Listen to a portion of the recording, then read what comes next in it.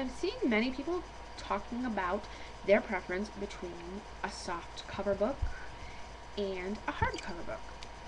So I thought I'd throw in my 2 cents. So let's start with some paperback books.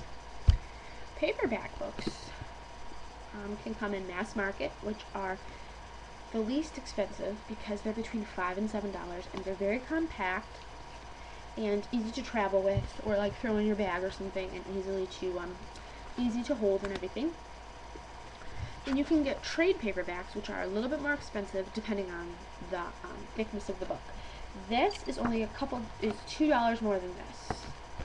And then you have thicker trade paperbacks, which cost close to $20. Then you have oversized books, which are thicker or wider and taller. These are my least favorite of paperbacks because they're very awkward to hold and everything, just because of their big size. And I prefer paperbacks because they're very inexpensive compared to the hardback books, and they're very easy to get comfortable with, because they're so flexible, and I love reading books, just getting comfortable and everything. It's very easy to use. And I love books that show that they've been read and worn and enjoyed, because I don't like reading books like opening it and not even opening the spine and have to read like this because you don't want to bend the spine back.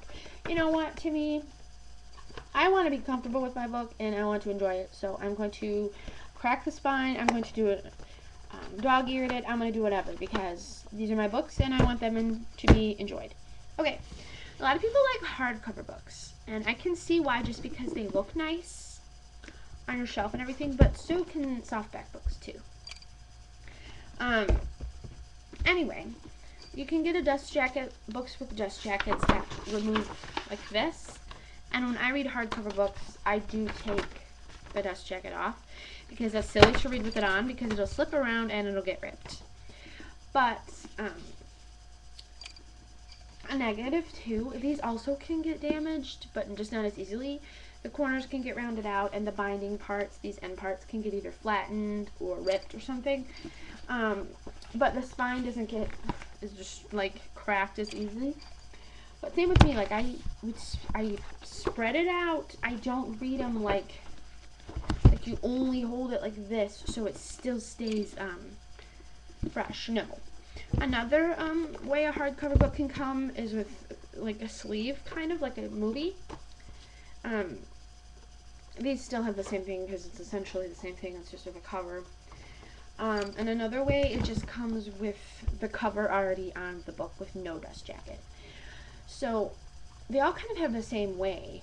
It's just the dust jacket makes it look nicer and adds some extra protection to the book. But at the same time, it doesn't really matter to me. If I had a preference, I would buy all paperbacks, just because that's my preference and everything. But some books I want too badly that I don't want to wait for them to go into paperback, so I buy them in hardcover. But I don't buy that many hardcover books because they're quite expensive. Like this, some of them are like between $15 to $30, and that's a little silly for a book.